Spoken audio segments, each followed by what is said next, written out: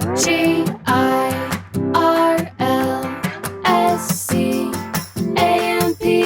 Girlscamp. Hello, campers. Welcome back to Girlscamp, or welcome for your first time. It is your host, Haley Rawl. Happy day after Halloween. I am actually recording this intro on Halloween day. Maybe for some of you, or for many of us, there are a few things more spooky than navigating mixed faith family dynamics.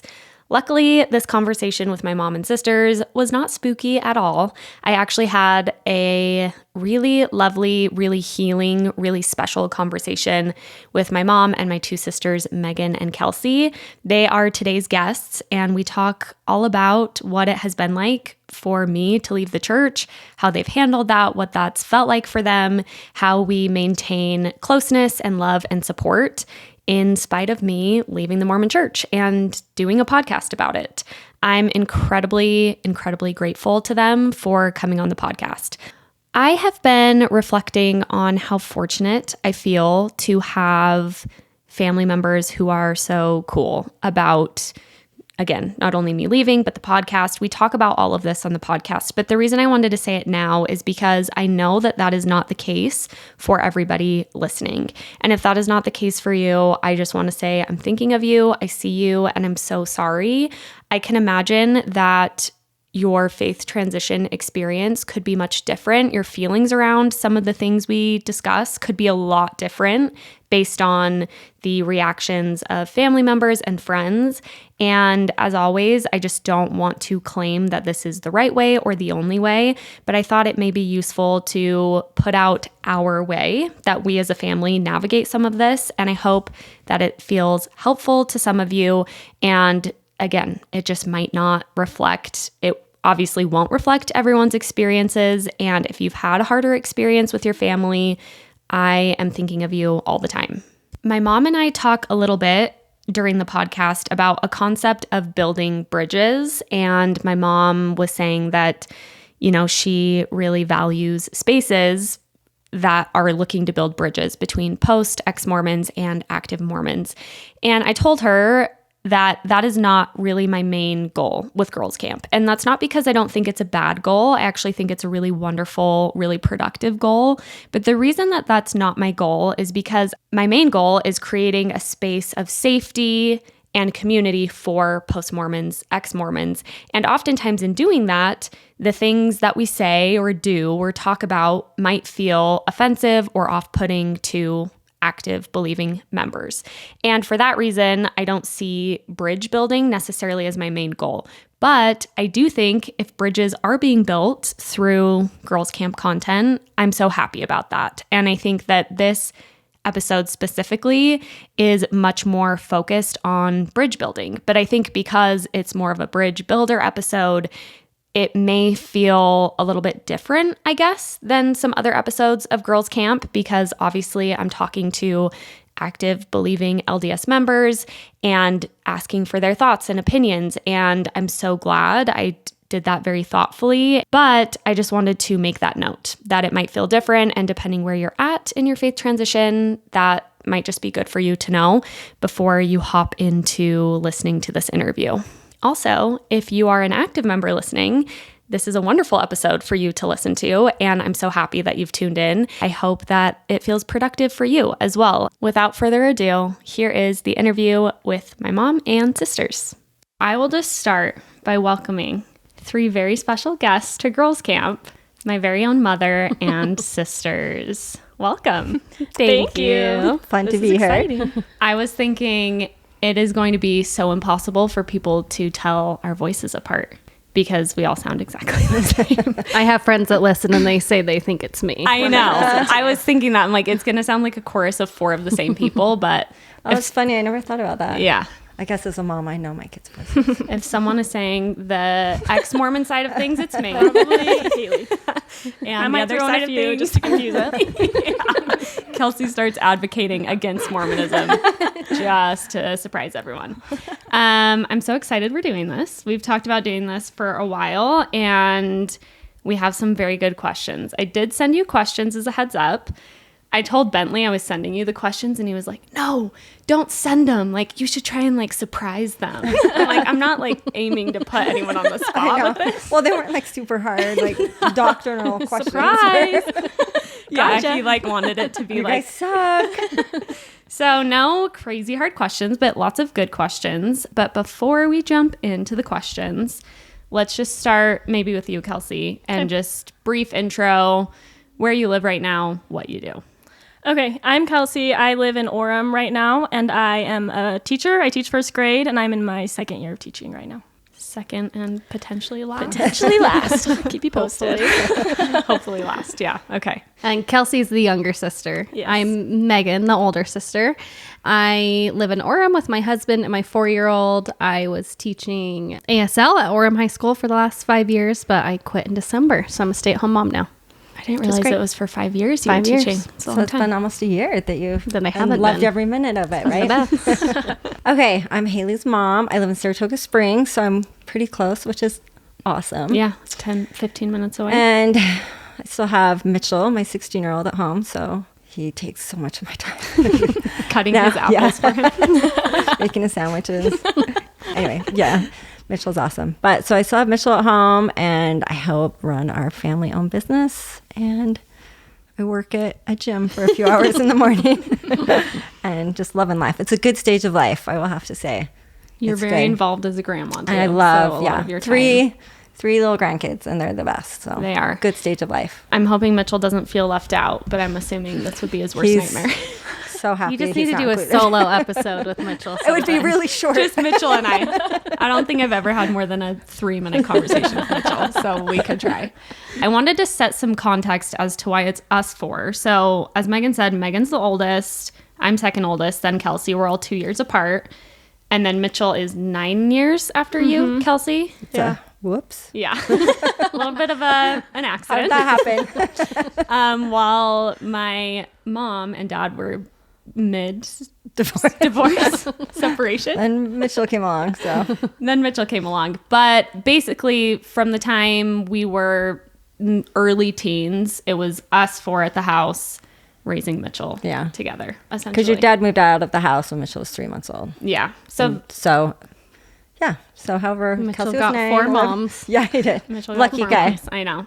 So this is kind of the original crew, which is why it's the four of us.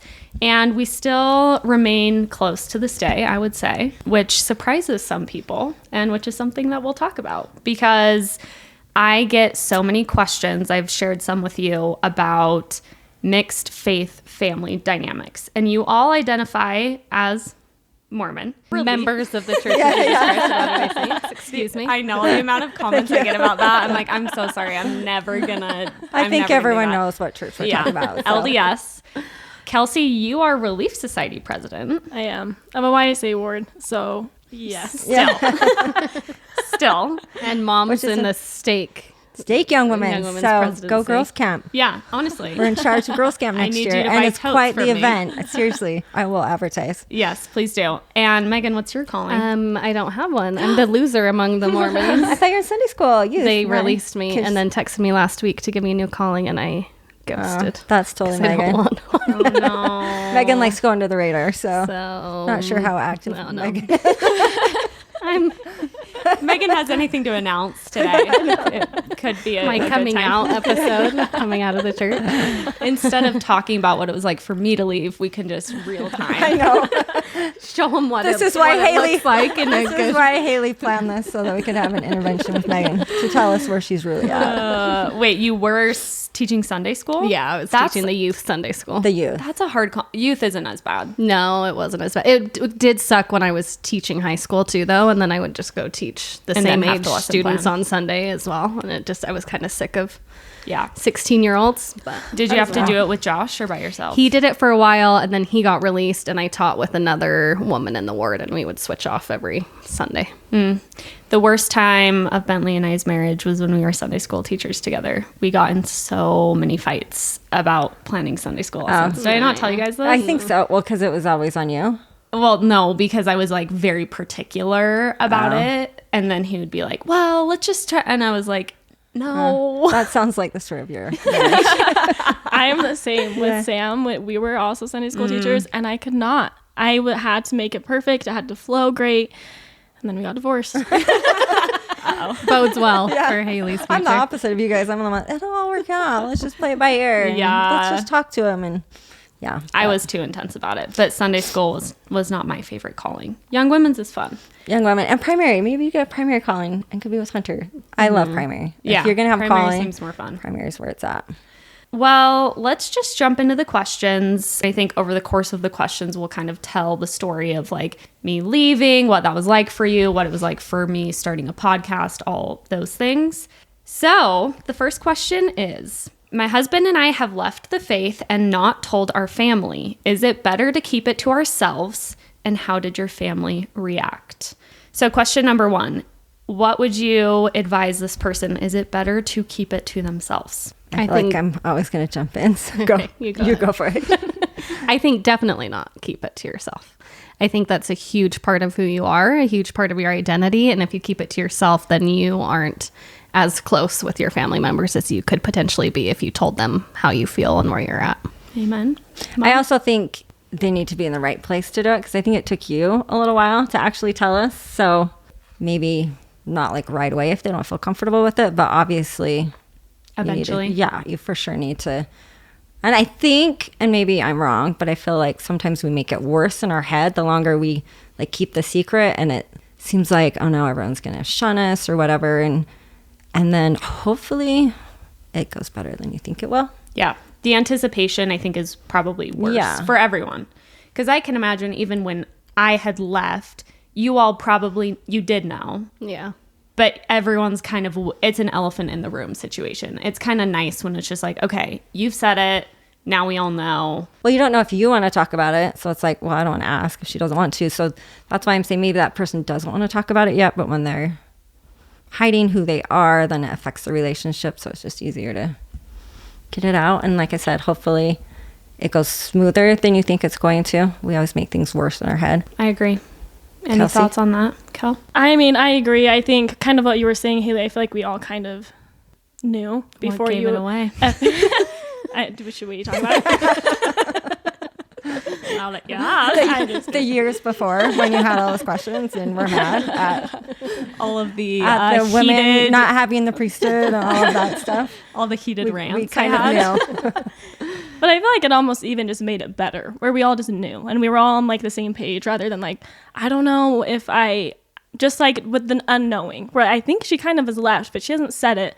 So it was a little bit hard to navigate it. Whereas with you just told us, and then we all knew and we're all on the same page, and it was a lot easier, I think. Yeah, that's a good point. And I think it's nice that, I think it's a good thing that none of you asked. Like you were kind of talking about this, Mom, with what you were saying. I think it's a nice thing that you all did to give me space and time to be able to be ready to tell you on my terms, because I know for a lot of people, they'll have family members be like, you're not wearing your garments. Why aren't you wearing your garments? And then you're kind of forced to have that conversation.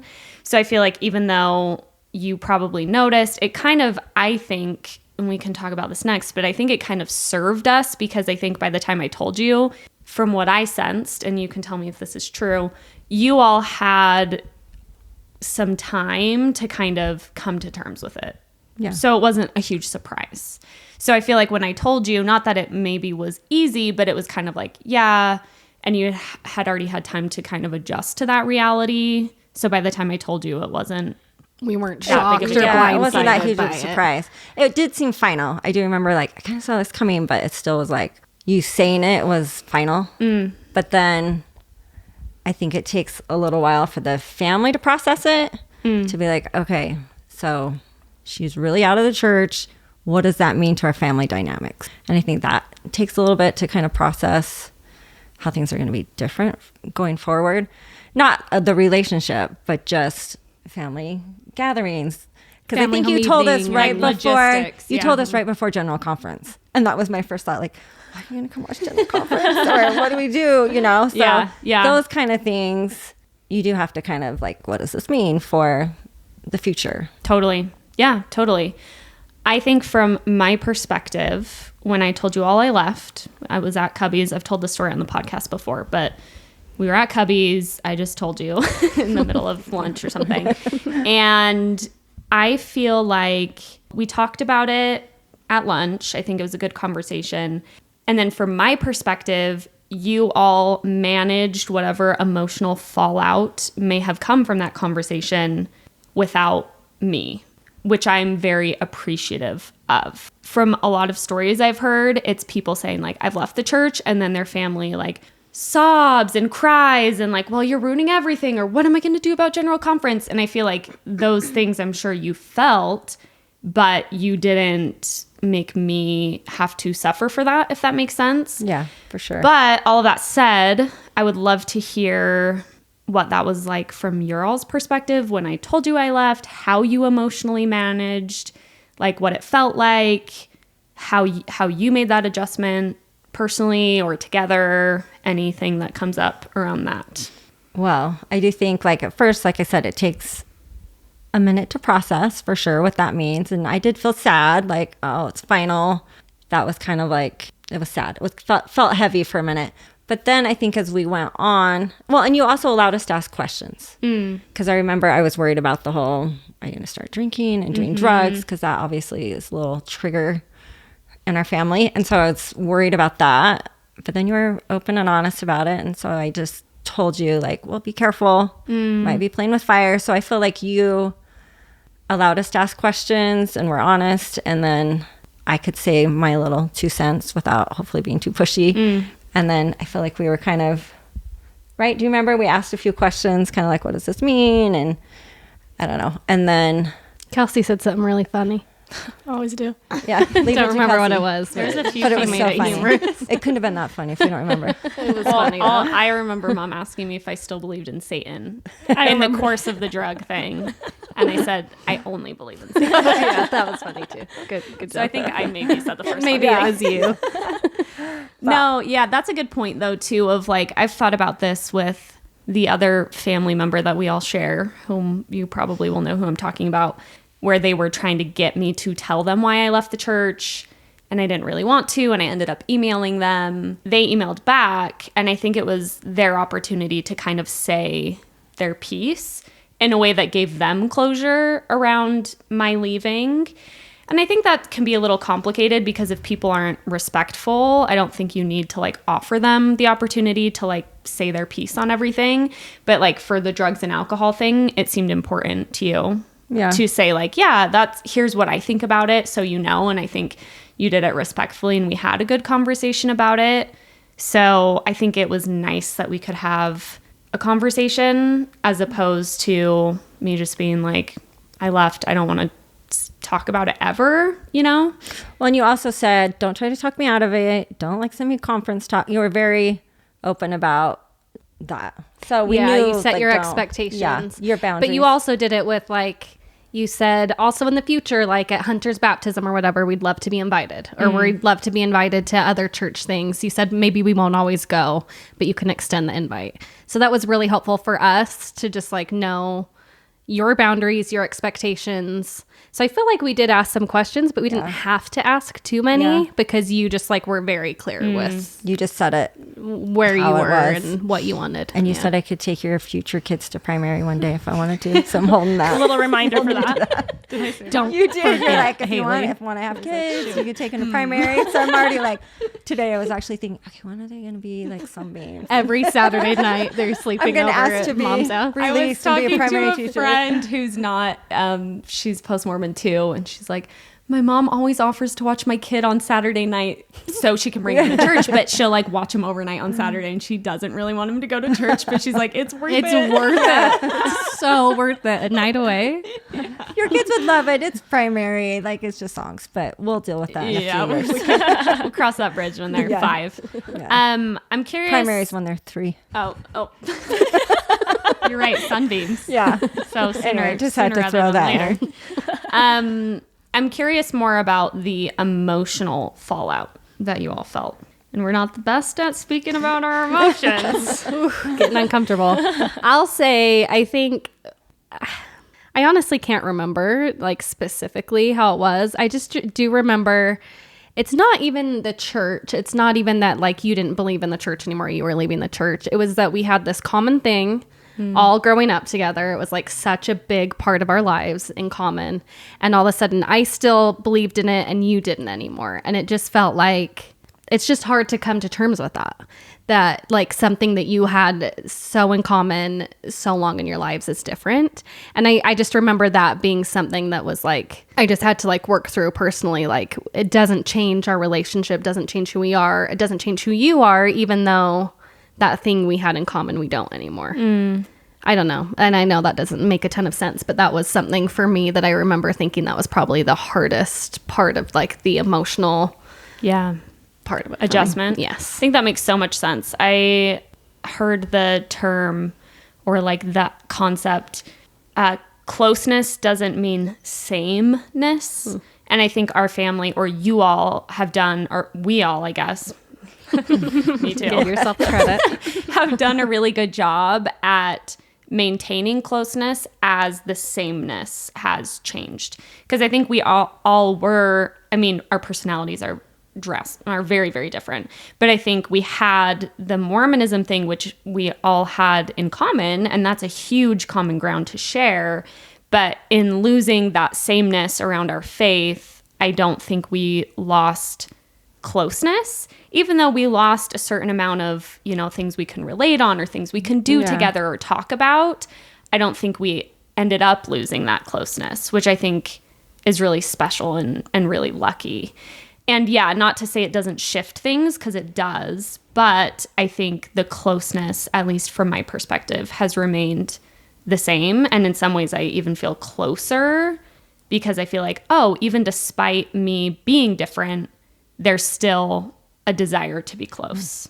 So I think it's... Well, that's one thing that I think helped, because initially it is like, well, what does this mean? Or, I was worried you were going to change. Like not necessarily your personality, but it was just going to be different. How does this look going forward? And I think we've taken, how many years has it been now? And like you said, we're all still great friends. We love to be together, and that you are still you. And so our relationship, I think what's really important, most important, is the relationship that we have with each other. And when I realized that wasn't going to change, then I felt more like, oh, okay, we're still us. Haley's still her, even though you think differently about us than we do. But our relationship can still be strong. And I think that's what's most important, is just the relationship. And when I realized that wasn't changing, then it was just easier to like, oh, okay, like it's not the end of the world. And going forward, we still can be tight. And it's like politics. Like you just know, okay, maybe I'm right wing, you're left wing, and we just don't talk about it, but we can still be friends. There's other things than politics or religion. And so we just move forward. And then I realized things haven't changed like I thought they might. And so it's easier, I think, the longer it goes. It just gets more like not this huge thing. It's just, it is what it is. And we still love each other and love to be together. And that's what really matters. Yeah, I love that. Kelsey, how was your emotional reaction? I wanted to sob and cry, but I was in cubbies. I couldn't. No, I think very similar. It was just, I think I was worried about the family dynamic of how things were going to change. Was it going to be different? Because that was all that we had known for our whole lives, was just, like Megan said, we had that sameness, that same thing that we bonded over, because it was a big part of our lives. And I think that was kind of my main worry. That was my main feeling at the time, was what's going to be different going forward. But like you've all said, I think we managed it super well. We're still super close, and really very little has changed. Like Mom said, we sometimes maybe we're not going to talk about this because we don't need to. In this time, it maybe just doesn't make as much sense to.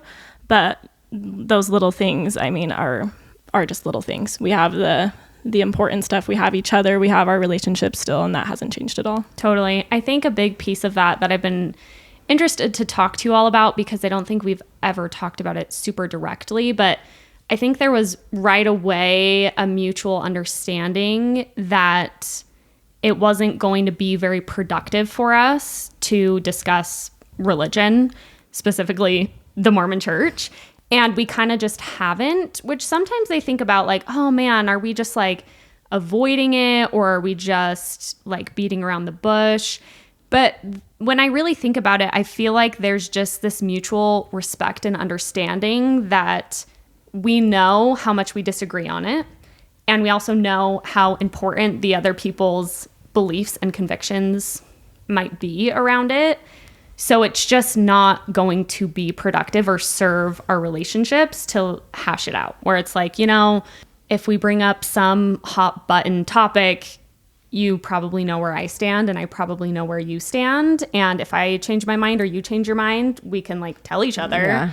But in the meantime, it just doesn't feel productive for me, at least. Yeah, there's no reason. Like you said, you obviously have this podcast and social media. We know what Haley thinks. Yeah, you can. She knows what we tune in. think because she used to Yes. believe it too. Yeah. So I feel like we don't need to. And so I don't really necessarily feel like we're walking on eggshells around that topic. We just know, like I said, what each other's thinks. And that's would be counterproductive to even discuss it, because it's like social media when people fight over stupid politics or whatever it is, or religion. You're never going to change someone's mind. Yeah. And so it's like, I don't see the point, I guess. And if you did have questions, or we did, I feel like we're very respectful to be like, just ask each other.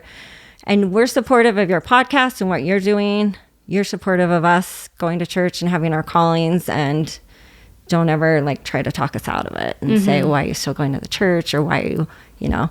And so I feel like we have mutual respect for what the other person's doing and what they believe. Yeah. I do. Sorry. I do remember at when you told us that day, I think Mom asked, I think she said, can I ask why? And I'm pretty sure you said something along the lines of, I don't think it'd be productive. Yeah. And I think that's kind of been the tone going forward, just like you've said. But I do remember that. And you just kind of said, I don't think it's going to be a productive conversation. And it was you being respectful, I think, to our beliefs, because you knew those were things that we believed in. And we respected the fact that you didn't want to talk about it right then. And I think we've respected that continually going forward. And we, as far as I know, I don't think we've really talked about it. And I think we've kind of just come to terms with the fact that it just wouldn't be productive. And we don't need to have that conversation necessarily, because, like you've said, we both know where we stand. So I remember that question and that first time that you told us, and I think that's kind of been the tone going forward. We're just going to respect each other's beliefs in that sense of, if it's not going to be productive, if we don't need to talk about it, why would we? Totally. I think too, like I was talking to, I had Bailey on the podcast, and she was giving like a very brief overview of her like leaving the church. And she said like, yeah, I left because of the reasons that people do. Like, you all know the reasons that people leave. And I think I know the reasons that people stay. It's not like it's really like a secret or anything. And I think that it's interesting because I think there's this mentality on both sides a lot of times. I think I've sensed it a lot on the post-Mormon side, where it's almost like, well, are you challenging the Mormons in your life? Are you kind of like, well, do they know this or do they know that? Or have they read this or have they read that? And I'm like, you are all highly intelligent. If you are wanting to seek out different types of information in different places, like, I don't think I need to be the one to like tell you, you know what I mean? And I think that same with the other side. Like, if I want to read a conference talk about what to do with doubts, like, I know where to find that. I also think if we're happy and comfortable living our religion, you can just respect that. Like, they're in a good place. So why would I try to change that? If they had questions, they can come to me, or vice versa. And I feel like that's where we all have our agency, and let's just respect that everybody has their agency to choose. Totally. and not try to force them to change their mind. Because I just feel like that's never worked out well for anybody, for someone to force or try to change their mind when they're already like made up. So it just ruins the relationship and pushes you away.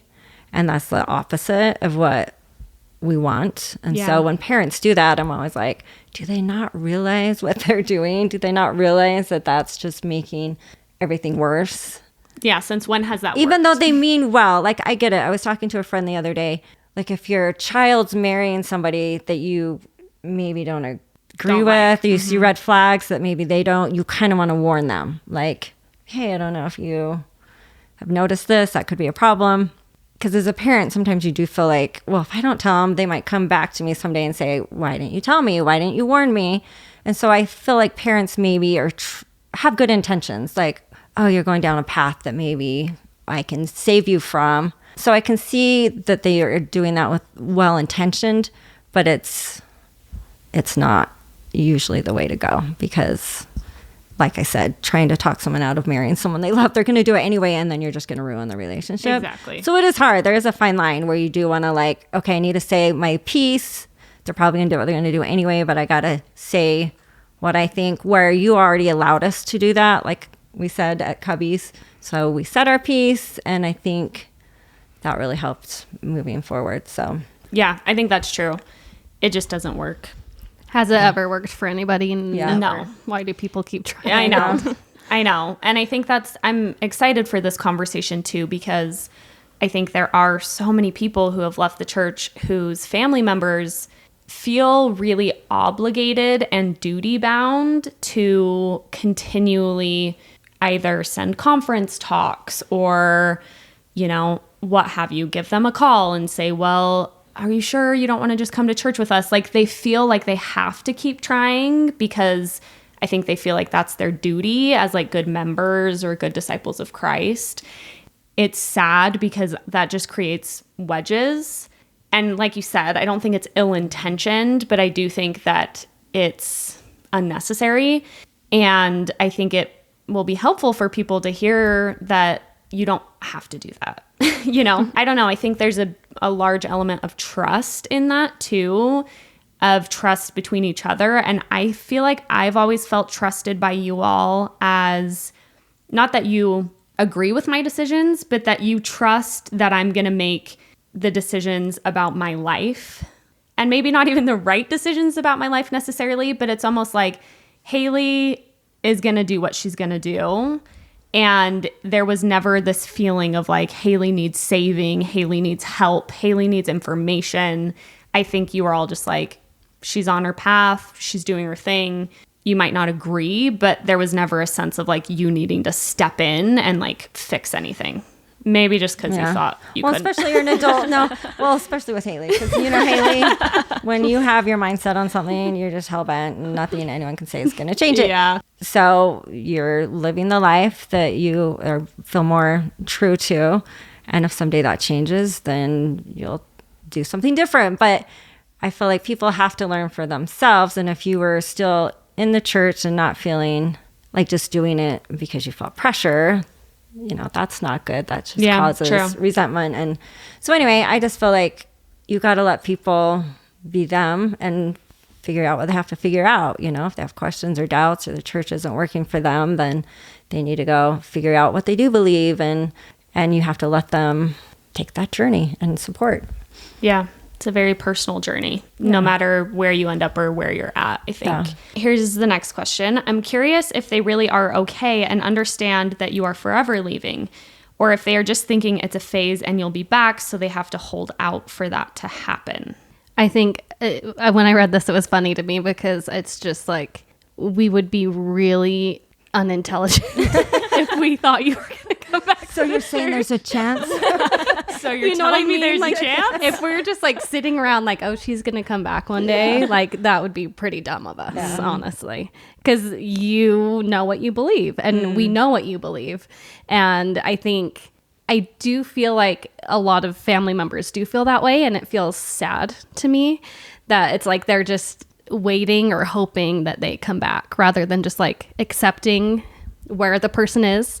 And where they probably will always be, and then like having a relationship there. It just feels sad that it's like hoping that something will change eventually, and that's kind of what you're left with. Yeah, and then the relationship feels kind of inauthentic. Yeah. Because it's like, wait, no, this really is who I am. Yes. Like, at least believe that this is what I actually believe and who I am. Mm-hmm.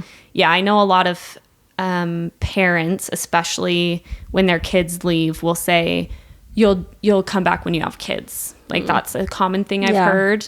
And that's just obviously very invalidating, because it's just saying essentially like, I don't believe you, or you're wrong and you'll figure it out. So I think that holding out that hope, even if in privately in your heart of hearts, that is your hope. Like, you don't need to project that onto the person. Do you think I'm going to come back, Kel? I'm like, well, shoot. Like, she's not. No. Kelsey gets up and walks out. I thought this podcast might be your chance to tell us you're coming back. Surprise. I mean, I can see holding out hope, but it's like, okay, in 20, 30 years, who knows? But that's not at all going through my mind. Yeah. It's like we have a great relationship right now. And so just enjoy that and don't worry about the future. I just feel like so many people worry about other people, and it's like, just worry about your own day to day, you know, like The moat in your and like your own what's eye. the other saying? Like, don't right the boat, or I can't remember what I'm saying, but like I think so many people get so caught up in trying to fix everybody else. It's like, just worry about yourself and being a good example that other people can look up to, and just be a loving Christ-like person.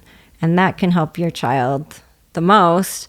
And that doesn't necessarily mean bringing them back to church. Just be a good person, be a good human. Yeah. That's what's so insane to me is also how oftentimes a reaction to people stepping away from the church is that the believing, or sometimes, maybe not often, is that the believing family members will withdraw support or withdraw love.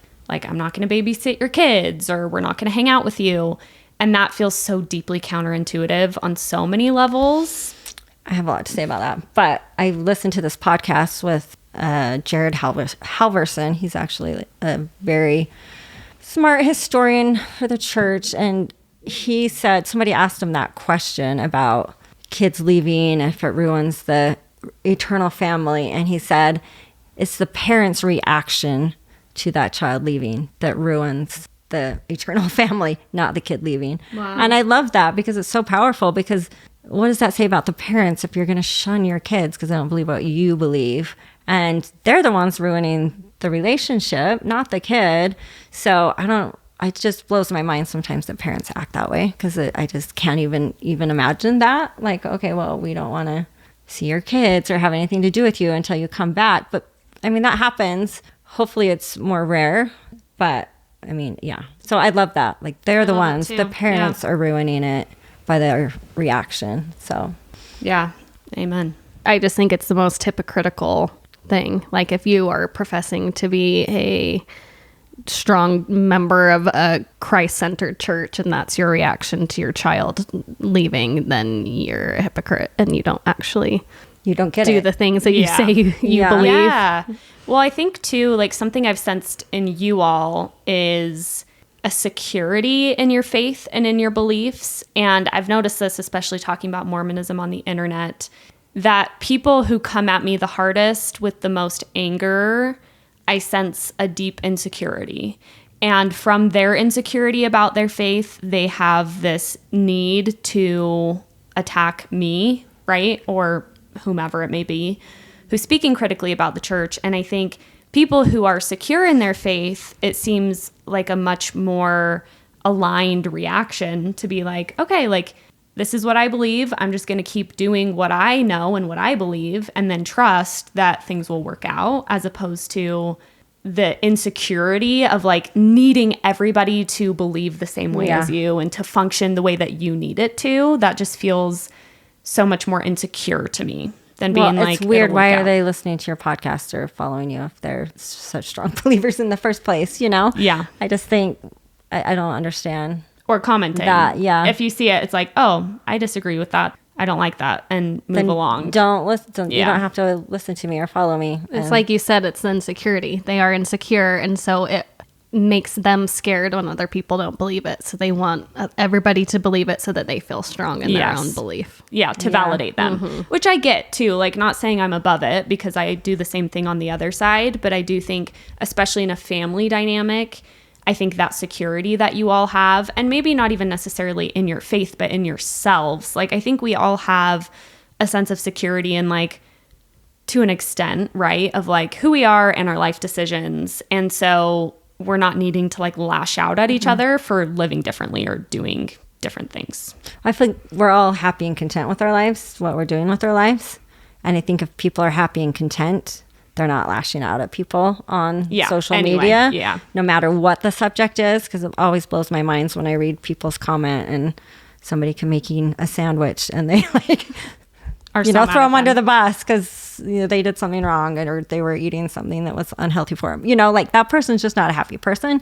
So I think it's the same thing with religion where those people are shaming people because they don't believe. They're just not content and happy with their life, which maybe has nothing to do with the religion, just where they are emotionally at the time. Yeah. Good point. Have any of you felt shamed or anything like that by your ward or community when people find out that not all their children are active? And how do you respond? This is probably particularly relevant for you all because I'm speaking about it publicly. So people might, I don't know, like, oh, is that your sister? Sometimes people are like, is that you? And I'm like, oh, no. Kelsey has a second life. Not quite. Talk about hypocrite. You actually got asked that like at church. Yeah, right? I think there's been a few times You're where kidding. they're like, wait, they didn't ask me specifically. They went to like someone else and were like, is this her? And I'm like, I am Kelsey, the Relief Society president, but also and my doing name's Girls Camp. Kelsey, not Haley. So You're like, I'm here at church. we do look similar. Can you blame them? Wait, Yeah. that's so funny. But yeah, I'm curious. I thought that was an interesting question. I feel like this will probably be different as a parent because I think there's maybe different messaging around that. But have either of you, Megan or Kelsey, ever had to answer for I my haven't. sins? Kelsey, I guess. Kelsey, really apparently. directly. Like, oh shoot, now I have to have this Kelsey has to like get up in the sacrament meeting and tell everyone this girl. I am related to her, but she is not me. No, I think when things like that happen, I just think it's kind of funny. And I think they just think it's kind of funny. And it's kind of funny that we're on totally opposite ends of the spectrum. When it's someone at church that's like, wait a minute. And it's just like, oh, haha, no, that's my sister. And it's just like, oh, ha, Yeah, cool. they're not And like, it's, to the we extent think of it. we hate you now. Yeah, because they're you're like, sisters. whoa, what's Yeah. going on? You're getting Yeah. released today. Well, that's good, at least. I'm curious your thoughts, Mom. Do you ever feel like you feel shamed, whether that's like in church with church messaging or just like amongst your circles of like, oh, your kid left? No, not at all. I feel like it's so common nowadays that everyone either has a kid or a sibling or their spouse, So I don't feel like, I think maybe 20 years ago, it would have been more that way, more shameful. But now, and even if it was, I don't feel that at all. And I've had a couple of people, when I had your girls camp tote at one of my girls retreat, is that your daughter? That she knew that's about funny. it. And I just thought, yeah, that's, I'm advertising for a podcast. Yeah. So no shame at all. I'm proud of what you're doing and that you've been successful. To be honest, when you first started, I thought, who's going to listen? And so, joke's on me. Guess a lot of people out there need this. Funny. No, so it's great. I feel like, yeah, you're doing good for a lot of people out there that want that community. And yeah, so I'm proud of that. I remember Mitchell asked me, well, do you want her to do good? At the beginning when you're doing it, and I wasn't quite sure how I felt about it. And I was like, well, I don't know. I don't really want her to fail because, you always want your kid to succeed, but I'm not sure I love the topic. But that also is just taking time to process too. Because at Totally. the beginning, it's kind of like when you told us you're leaving the church, you just need time to like, okay. And so that's kind of like with the podcast. At first, I was not super excited about it and thought, I'm not sure how I feel about this. But now, I mean, you've been successful and you've created this community that I think is actually helping some people. I want it to build, I always tell you, like, maybe you can build, a bridge between the believers and non-believers. So it's like this positive thing that can help people. And so, if that's what it's doing for some people, that's awesome. Yeah. No, I think that's a skill to, we can talk about the podcast thing specifically, but I think that's a skill in like differentiation and being like, even though I might completely disagree with the subject of this podcast entirely, I love my daughter and I hope for my daughter's success. So you're able to like compartmentalize in a way that I think is really healthy, as opposed to like, oh, if my daughter succeeds, then then this is challenging my Mormon beliefs. Like, I think you're able to separate those. Yeah, totally. And I feel like I thought of this on the opposite spectrum. If I had a podcast, like a Come Follow Me podcast or something, Totally. you would feel the same way. Like, good for you. Go do what you feel called to do, and you would support me. That doesn't necessarily mean you would be listening to me every week. Yeah. But we can talk about it. How's it going? And, so I feel like we've have that mutual respect for wanting you to be successful and do what you feel called to do. Yeah. Yeah. Thanks. With the podcast stuff, we were kind of talking about this the other night, but I think as I've been thinking about it with the podcast, I think that there's kind of a mentality sometimes that anything critical of the church is anti-Mormon and therefore inherently negative. And what I've felt from you all as we've discussed the podcast is that you are willing to understand that, again, even though it is critical of the church, so you could call it anti-Mormon, I think you sense that my aims with the podcast or my hope and goals with the podcast or just kind of the entire mission of the podcast is to create space and community and healing for people who really need it. And so therefore you're able to not just be like, oh, Haley podcast anti-Mormon. It's like, oh, I see how what she's doing can be a force for good in the world, even if it goes against what I think is good. You know what I'm saying? Mm-hmm. So I'm curious if you could speak to that, because I think a lot of people or some people in my comments really struggle to see anything that's critical of the church as anything other than evil, you're wrong, you're bad, and you're a negative energy that's trying to tear something down and not willing to understand that there really has to be spaces for people to come together and talk about these things in order for people to heal and be okay. Well, I'll say a lot of people have the mindset, you left the church, why can't you just leave the church alone? And I will say I used to think that same thing. I used to always think well, everybody that leaves the church cannot leave it alone. And then as I've thought about it, I actually put myself in the position, if I left the church, I would not just be able to leave the church, because it's your life for 20, however many years you were in the church, 23 years, whatever.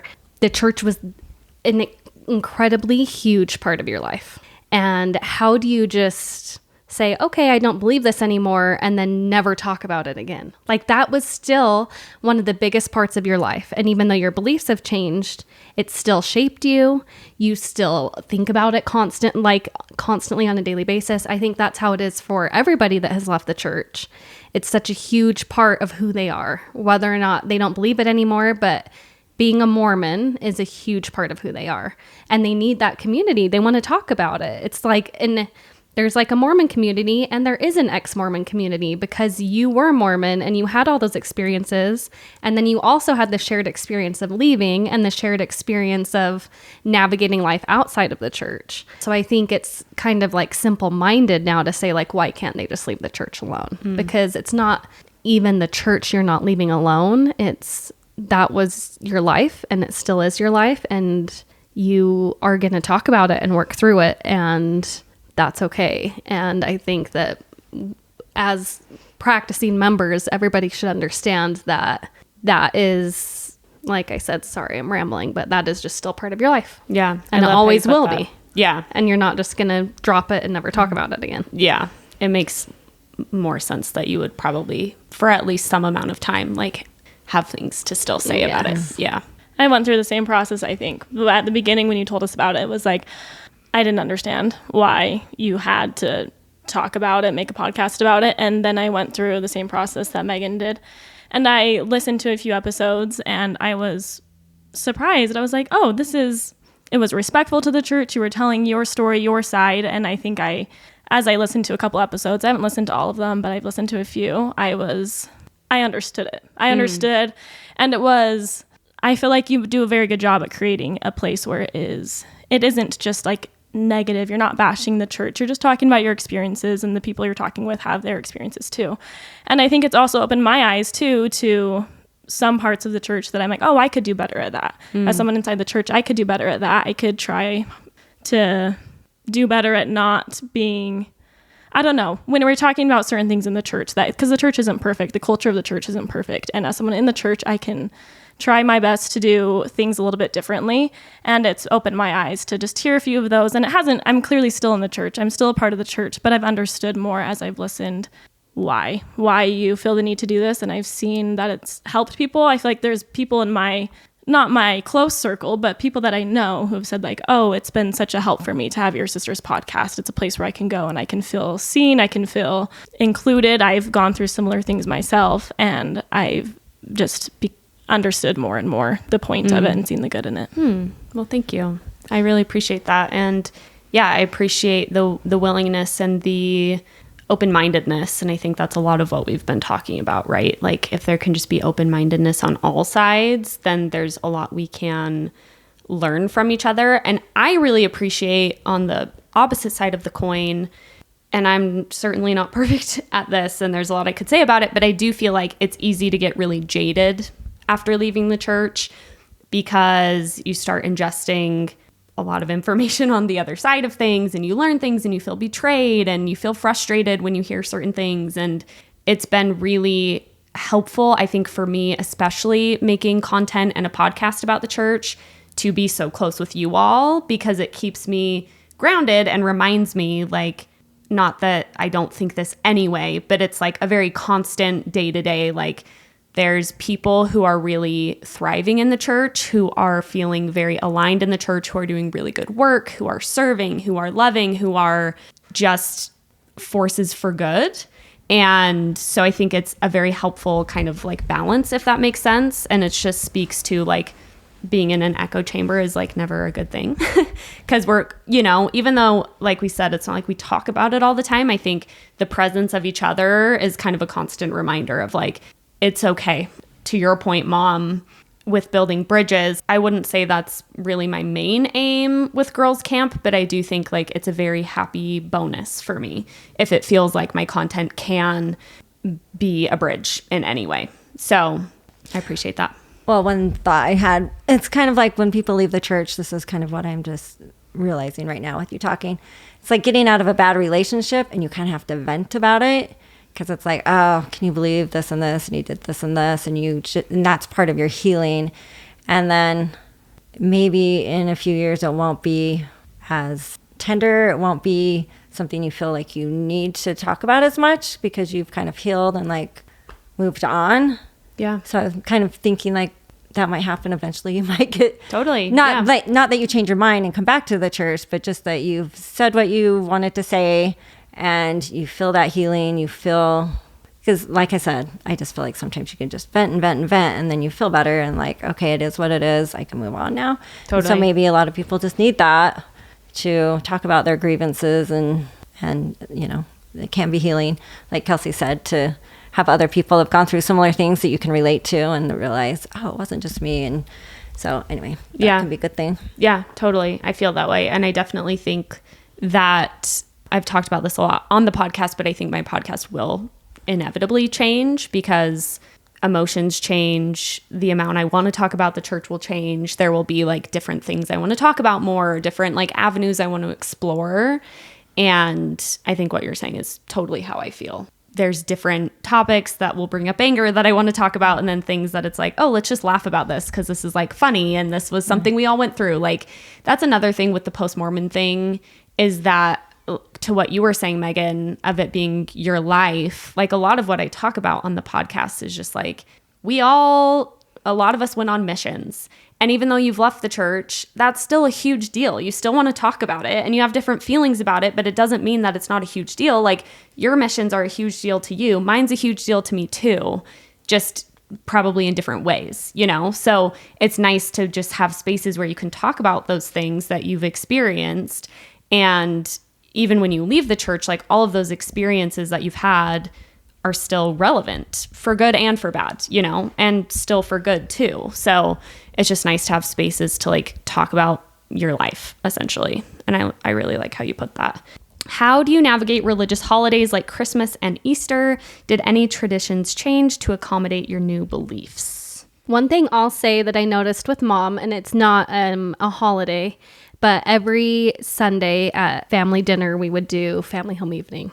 and have a lesson. They would talk about come follow me or whatever it was. Our mom and stepdad would give a lesson, and they've been very respectful to kind of change that up since you and Bentley have left the church. Sometimes we still will have lessons, but it's always on like a value, like love or peace or whatever Just the value is. Good quote that I Yes, you'll find a quote. that was just helpful to be a good person. That's It's kinda what never I like a doctrinal Yeah. thing. And I know that was a big change for you. And I remember you talking about that at the beginning, like, okay, we're not going to do these family home evenings that we'd been doing for years. And I think that was a very respectful thing. And you changed that, but you still kept part of it, like we were saying, with the quote, with the values or whatever. So you're being respectful of Haley and Bentley, but also keeping that Well, it's like any tradition of self-help having a book lesson. I'm reading or something. Yes. And it's like, I'm going to share something because this is very valuable and I want to share that. And so, yeah, that was hard because, as you guys know, that's like Damon's favorite thing to do. Yeah, to give his. But I'm like, we still have Mitchell and they're, adult children anyway. And so it was fine. And it wasn't that big of a deal. My thing was general conference because I feel like holidays, we still celebrate Christmas and Easter the same. And I feel like what we believe, what the traditions are. And so I don't want to change. I mean, obviously we changed up, the Sunday dinner or little things. But I think the big things like that, let's see how to say this. I don't want to change everything we do to accommodate you because you're the one that left and changed. And so I don't want to but you've been okay with it. So I haven't had to, but I do feel like general conference. Well, we're still going to watch general conference. You can come, but we're going to watch it. Yeah, I would never expect you guys Yeah. not to watch general conference on my behalf. Yeah. Yeah, totally. Well, I think two things I'll say about this, which I know not everyone will agree with outside the church. I feel like the nativity, for example, that's, regardless of how I feel about Christianity now, that's a tradition that I connect to family.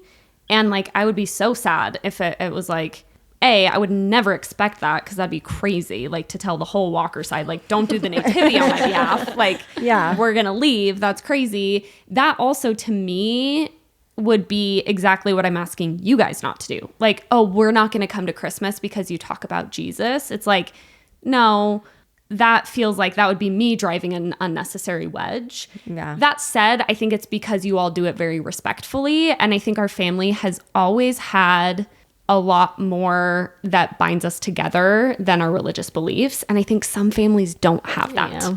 And so then when it's Christmas or Easter, they really do make it a lot about not only Christ, but just religion, and Mormonism in this case. And I can see how that could be difficult. But I feel like for us, I value those traditions, even if they are religious and they mean a lot to me. They mean something different now, but they still mean a lot to me. And also, I feel like it feels like my thing to opt in or out. And I really appreciate, I never asked you to change the lessons, but I appreciate it just because for me, it feels like, I can chime in on this differently. And it feels more inclusive. And I appreciate that. But if there was a lesson that you wanted to teach about Joseph Smith, I probably just would not chime in and just that's fine. Yeah. I can opt out if I want to. It's not everyone's job to cater that to me. But I do want to make the caveat of, I think when religion is part of our traditions, it's in a very, not even casual, but it just doesn't feel like that's what the event subtle? is about. Yeah. Yeah. It's more family get together. Exactly. Yeah. And these traditions of what we eat and the nativity, but it's not it's not a a devotional. huge shove it down your throat. If there was going to be a devotional, I might just be well, but even then it would be could you do the devotional first and we'll come right after. And that's how general conference is. just We'll come in between later sessions or we'll come after. We'll hang out outside. So I don't know. Sometimes I feel I don't mean to say this with insensitivity, but I feel like sometimes people overcomplicate things where it's if everyone can just be in charge of their own feelings and just be able to opt out as they choose, then hopefully it's not too problematic. Well, I think this is one of the questions, but I'll jump to it. But as far as homecomings or baptisms, farewells, I still invite you, and I don't make you feel pressure, because I do it on our text thread with all of us on it, and just say, hey, so-and-so is coming home from their mission. This is their homecoming date, and so you can either opt in or opt out, and there's no pressure, and it's respectful either way. Or you could say no, but maybe we'll come to the open house after to see family. And so, yeah, we're very much respectful of that. And I still always want to invite. And you never feel pressure because I invite. It's just, yeah, I can go, or no, we'll pass on this one. So, yeah, I'm never going to not invite you. Like the Saratoga Springs open house. I'm still going to invite Haley. She can come, or she can say no, but I'm still going to invite. Totally. And so, well, a lot of times with stuff like this, it's like there is the homecoming and there is the talk, but then like you said, there's the open house after, or we go to the temple and then afterwards we all go out to dinner. Yeah. So it's even if it would just feel rude to not invite you because we're also doing a family thing as well. You know, I feel like it would feel kind of like inclusive, like we're trying to, or like you're going to feel like you. the black sheep because You don't get to come to dinner because you didn't come to the temple. So it's just like letting you know, like, this is what we're doing. If you want to come, we'd love to have you. Totally. And a lot of times I love coming. Yeah. And I think that's different too than, again, like different people have different things around stuff. But for me, like I said, I see it differently, but I love being able to support. Like I can't imagine not going to Hunter's baptism. If Hunter chooses to be baptized, like that would be so crazy to me. And I'm not saying it's wrong for people who, for whatever reason, like feel like they can't show up for that. I think that's understandable. But for me, I so much value my relationship with Hunter and with you all. Hunter is Megan's 4-year-old right now. But I see that as showing up for Hunter, not like, I don't know. To me, it just doesn't feel... You're just supporting a life event. Yeah. And like, again, I get it. Like there are times when I've been at church that I'm like, oh, like I don't love what was said, or I don't like the way that this is happening or that is happening. But I just think it's so manageable for me to be able to like show up for a cousin and to be with my family. And I think to what we were talking about earlier, like I don't have to agree with every single thing or even any single thing to be able to like show up. And I think one thing I wanted to talk about is I'm curious for you all with managing me leaving the church or like adjusting to me leaving the church. Don't you feel like it was maybe easier in a way because you had practice with Dad not always being active? Totally. I think especially if we had a traditional family, like if Mom and Dad were still married and we were all still going like fully in the church, it would have been probably more difficult. But it's like we have always had a close immediate family member who for years and years hasn't been a member of the church.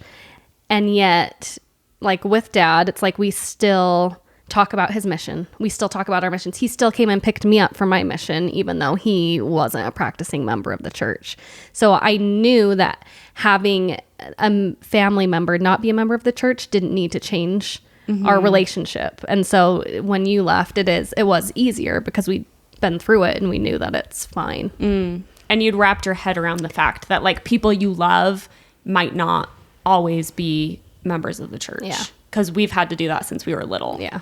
And I think for me at least, and it's different because I'm the one who's left, but I feel like there is messaging in the church about eternal families, and if people leave, how that threatens the eternal family dynamic and all that stuff.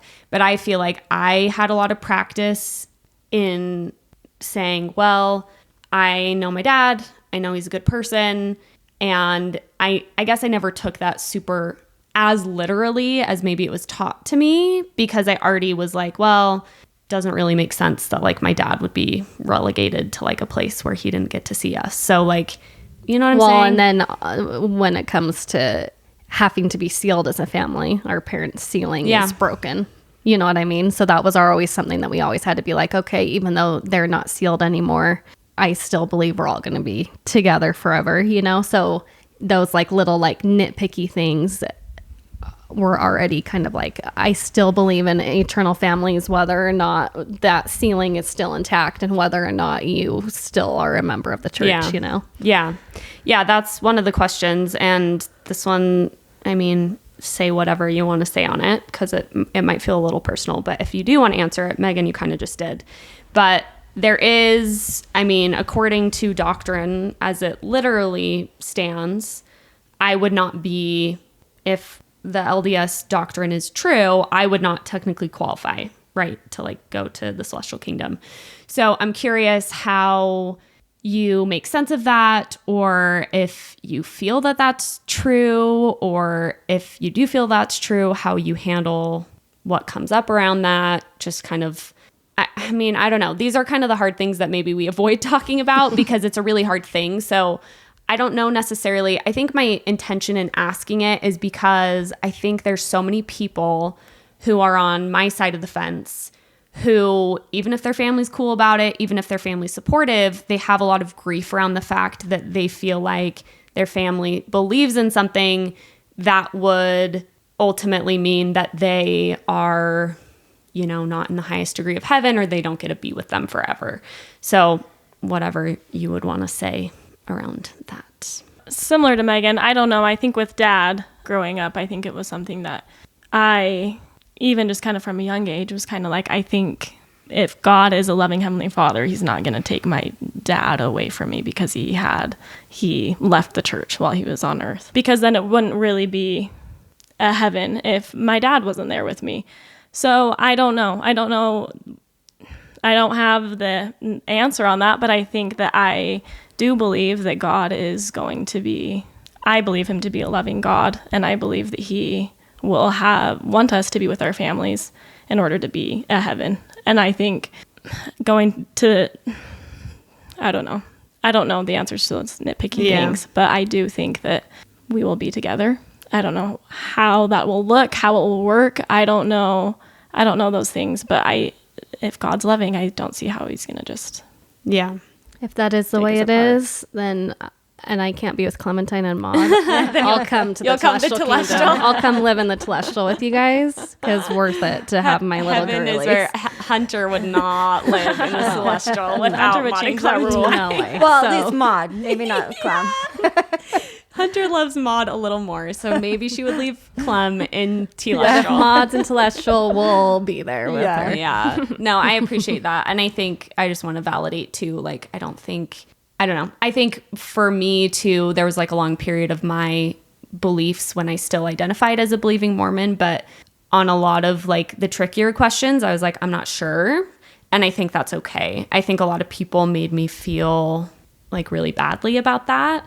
Of like, well, if you're a Mormon, this is what you believe. So, and I don't know. I guess I just want to validate that I think it's totally fair and good to be able to be like, yeah, there might be like some letter of the law stuff that I don't fully think is going to pan out exactly that way. Or there might be maybe even just there might be things we don't understand yet that are going to be, you know, there might be a plan beyond what we can comprehend. And anyway, thanks for that answer. Well, that's kind of what, same thing. We don't have the answers for that. I don't know. And to be honest, I don't think about it that often because I'm just too worried about day by day trying to be a good person. I just feel like somehow it's going to work out. I don't know how. And we have no control over it except our own actions.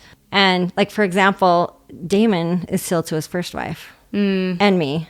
And people will say, like, doesn't that drive you crazy? And I make jokes like, no, I'll be a great, sister wife. Honestly, does drive me crazy. But so many people are like, I could not do that. And I'm like, it bothers me not at all. Like, I just don't waste any time. I think it's funny. And how it's going to work, I don't know, But I just don't waste time thinking about it because I just feel like somehow, like Kelsey said, it'll work out. And we have a loving God, and if we believe that, he's merciful, and somehow we'll still be able to see each other and have family dynamics in the next life that we do here. And how does that work?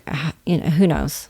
But I just don't There's really, just a trust. I just don't worry about it because we have no control over it. And there's so many things I feel like we don't know that maybe don't make sense, or how is this going to work, or why did that person get born in this country with this poverty? And why did we get born here in Utah in great circumstances? Those kind of things don't ever make sense. Like, how can you ever, make sense of that? Because it just seems so unfair. Sort of how I feel like with heaven. Like, somehow, I don't know, maybe that will all make sense. And we'll be like, oh, okay. So, let's just do the best we can here Yeah. and try to be Yeah. a decent person here on earth. And then hopefully when we get there, we're not going to be mad about it. Like I joke about that when, if I get to heaven and I have a sister wife, I don't think I'll be like, what? I don't, how did this happen?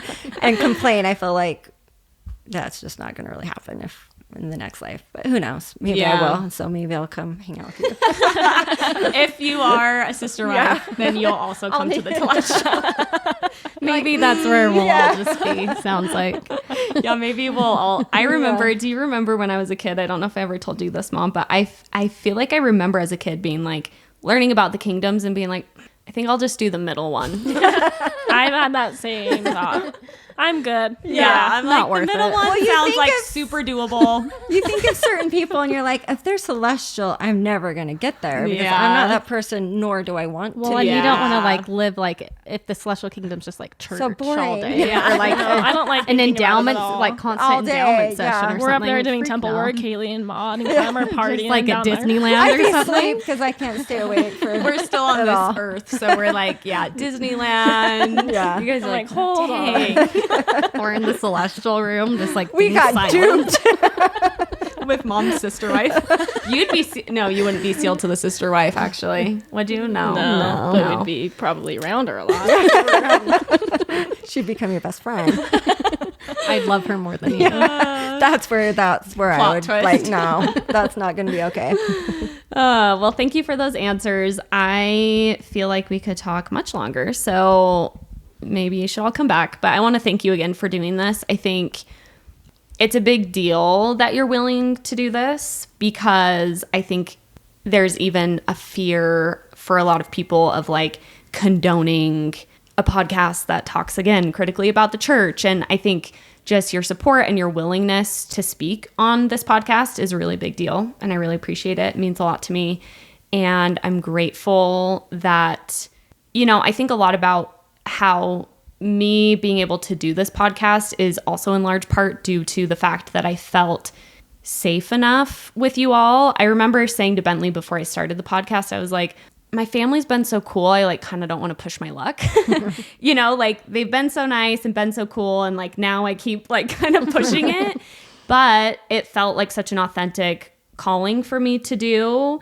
And I felt like, no, my family's just like never going to be the family who's just going to be like, well, that's the last straw. Like, we're not going to love you anymore. Like, I don't think there's anything we could do that would ever do that, So I'm really appreciative of you all because not only that, but I also receive a lot of very real, tangible support from you by way of taking care of my kids or like offering me advice and like talking to you about stuff. Like, I feel like you support me in doing the podcast in really real ways, which I really appreciate. So thank you. Well, you've done awesome. This was fun. Yeah, it was. Any was final very fun. thoughts? Bear your testimony for any I would like to Ex-Mormons bear my listening. testimony. But I know this church is okay, true. Everyone clicks off. quick. I'm off. Megan just has something written down. She's like, okay, if anyone's listening, please don't. That sounds like Megan. Don't cut this out, Haley. Yeah, very much a Megan thing to try and Absolutely. the last thing Megan would do. Okay, thank you all so much. Thanks for coming to Girls Camp, and thank you everyone for listening. Bye. Bye. See ya. Thanks, you guys. GIRLSC